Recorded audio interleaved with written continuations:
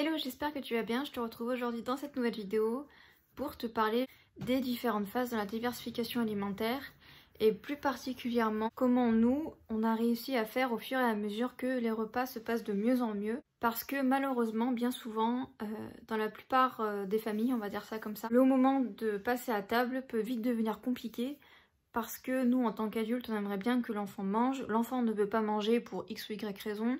Et comme il est trop petit, on a du mal à le comprendre. Et comme on a été un peu conditionné dans ce schéma où il faut manger correctement, une certaine quantité, comment faire finalement pour pouvoir en fait respecter le choix de l'enfant, également pour que nous en tant que parents on se sente mieux, on va dire. Qu'est-ce que nous on a mis en place au fur et à mesure du coup mon fils grandit, comment faire pour que lui se sente mieux à table. Donc je vais t'expliquer ça tout de suite un petit peu, qu'est-ce qu'on a mis en place. Je pense que ça peut aider beaucoup de personnes parce que je vois très souvent, je suis sur WeMem par exemple, et il y a beaucoup de mamans qui aux alentours de 1 an et demi ne comprennent pas pourquoi tout d'un coup l'enfant en fait refuse de manger et il y a vraiment un problème, il faut désamorcer le problème. Je vais t'expliquer tout ça. La vidéo de la semaine dernière c'était par rapport à la DME, donc nous on est passé par la DME. Voilà, après ce que je vais te dire dans cette vidéo ça peut très bien aller pour un enfant qui a eu une diversification dite classique en purée, il n'y a pas de problème. Mais c'est vrai que du coup, comme je t'ai expliqué, il y a quelque chose que j'ai pas précisé dans ma vidéo sur la DME mais que je vais repréciser ici.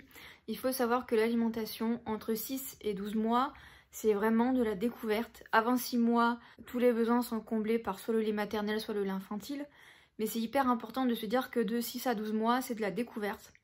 En aucun cas, il faut forcer, jamais d'ailleurs, à n'importe quel âge, il faut forcer.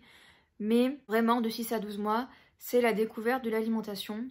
Donc il faut laisser faire le truc. Voilà, dans un premier temps ça. Dans un deuxième temps, c'est super important, encore une fois, je vais le redire, mais l'alimentation c'est une acquisition, ce n'est pas un apprentissage. Comme énormément de choses, comme la continence, comme la marche, tout ça, c'est une acquisition.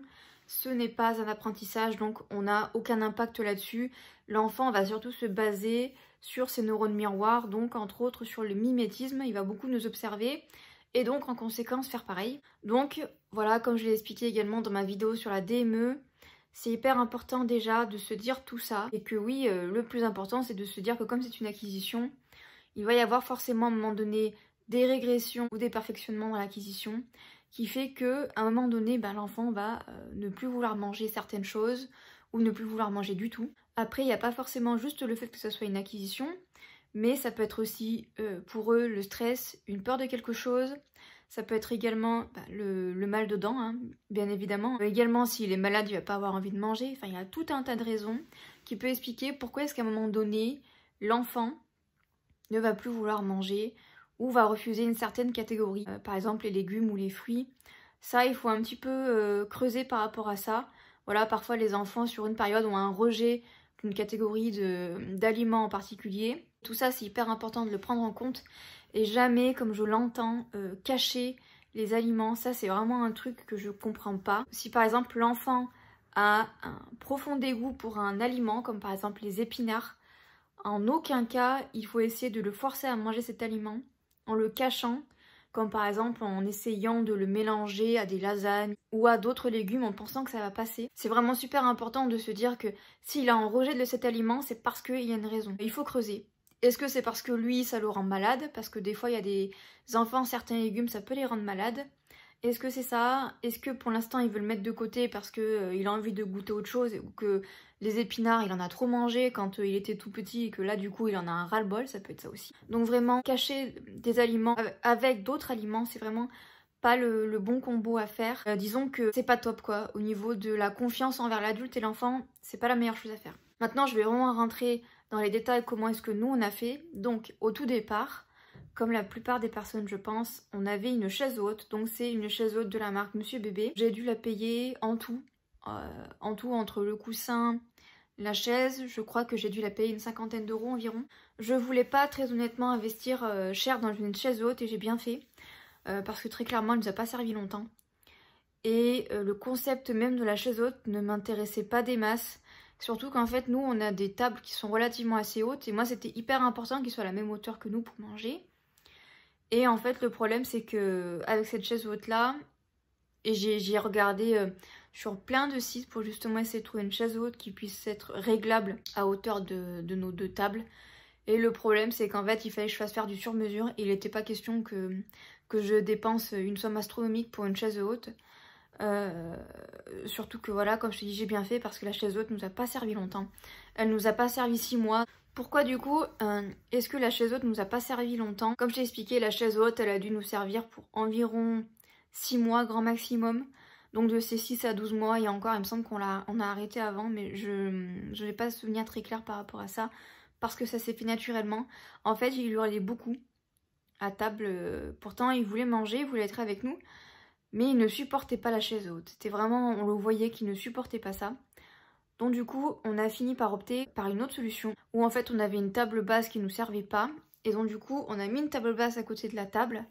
Il avait sa petite chaise, son assiette, sa gourde pour pouvoir boire, ses couverts, etc. Et donc ça, du coup, dans un premier temps, ça a complètement désamorcé les repas. Les repas se passaient 1000 fois mieux. Il était super content d'avoir sa petite table avec toutes ses petites affaires, sa petite assiette, etc. Il était vraiment super content. À partir de ses 18-19 mois, il y a eu un deuxième rejet où là, il ne voulait plus manger sur sa petite table parce que je pense que il voulait être à la même hauteur que nous. Il voulait même pas la chaise haute, il voulait vraiment en fait manger avec nous. Donc en fait je le prenais sur les genoux et il mangeait dans mon assiette en fait. On a fait ça jusqu'à environ ses 19 mois, donc pendant un mois on a fait ça. Puisque là au moment où je te parle, il en a 20. Et au moment où je posterai cette vidéo, je pense qu'il en aura 21. S'il y a des petits updates de ce côté-là, je te mettrai un petit mot. Donc là du coup, ce qu'on a fait, c'est qu'on a décidé en fait de le faire manger sur une chaise comme nous. Donc bien évidemment son papa est d'un côté et moi je suis de l'autre. Et il est super content, il mange très bien honnêtement, j'ai pas à me plaindre, il a pas de problème pour l'instant au niveau de l'alimentation. Peu importe ce que je lui mets dans l'assiette, que ce soit des pâtes, que ce soit des galettes, des légumes, il mange tout très bien, j'ai honnêtement aucun souci pour l'instant en tout cas. Après comme je te dis, l'alimentation c'est une acquisition, donc à un moment donné forcément il ne voudra plus manger, ça c'est obligé. Il faut savoir que tout le long, donc jusqu'à aujourd'hui, évidemment il y a des périodes où il mangeait très très peu, surtout au tout début, vraiment dans la période de 6 à 12 mois, même un peu après. Il mangeait pratiquement pas, des fois il y avait des repas où il mangeait beaucoup entre guillemets, et après c'était fini, c'est-à-dire que soit il mangeait plus, il jouait beaucoup avec la nourriture, mais ça encore une fois c'est tout à fait normal, il faut vraiment le prendre en compte. C'est comme ça aussi qu'ils découvrent finalement la nourriture qu'on leur propose. C'est hyper intéressant pour eux, en plus de ça comme il a été en DME, au niveau motricité ça lui a beaucoup apporté. Moi je vois maintenant pareil, il a des fourchettes d'adultes, parce que c'est ce qu'il préfère, bien évidemment il a des couverts dites taille enfant, mais il préfère quand même les fourchettes taille adulte. Donc voilà, il a une fourchette taille adulte, il se débrouille très bien avec. Bien évidemment, il n'a pas de couteau taille adulte, hein, il a un couteau pour enfant, donc voilà. Mais tu n'es pas obligé d'acheter un couteau pour enfant, tu peux très bien te contenter d'un couteau à beurre. Voilà, je te glisse l'info par là, des fois on n'y pense pas forcément. Comme je te dis, là au moment où je filme cette vidéo, on est mi-novembre. Et pour l'instant, ça se passe très bien au niveau de l'alimentation. Là, en plus, maintenant, comme il mange à la même hauteur que nous, il est super content, il est super ravi. Donc voilà. Mais encore une fois, tout ça, ce n'est pas acté, ce n'est pas acquis pour de bon. Donc voilà, on verra au fur et à mesure des mois qui vont suivre s'il y a de nouveau un changement. Peut-être qu'il voudra de nouveau manger sur sa petite table. Peut-être qu'il tolérera de nouveau la chaise haute, mais ça honnêtement, j'ai un gros doute là-dessus. Peut-être qu'il voudra de nouveau manger sur mes genoux. Moi, encore une fois, ça me dérange pas. Il y a des parents, ça peut déranger, où ils se disent que voilà, le repas, c'est leur moment, ils ont envie de tranquillité et de paix. Voilà, je l'entends tout à fait. Voilà, moi, j'essaye en fait au maximum de faire que les repas se passent bien, et se passent mieux, on va dire, comparé à une certaine période où, comme je te disais, ils supportaient pas la chaise haute, où là, c'était vraiment compliqué durant les repas. Si tu te demandes par rapport à la chaise, donc la chaise, la petite chaise en fait qu'il avait pour manger à table, à sa petite table, c'est mon mari qui l'a fait. La table également, comme je te dis, comme c'est une table qu'on avait, elle est plus trouvable honnêtement je pense. Mais honnêtement une petite table basse avec une petite chaise, et encore mon fils s'est pas trop assis sur la chaise, il mangeait surtout debout. Ça aussi on est passé aussi par une phase où, j'ai oublié de le préciser, mais où en fait il a une tour d'observation également, et il aimait bien aussi manger sur la tour d'observation.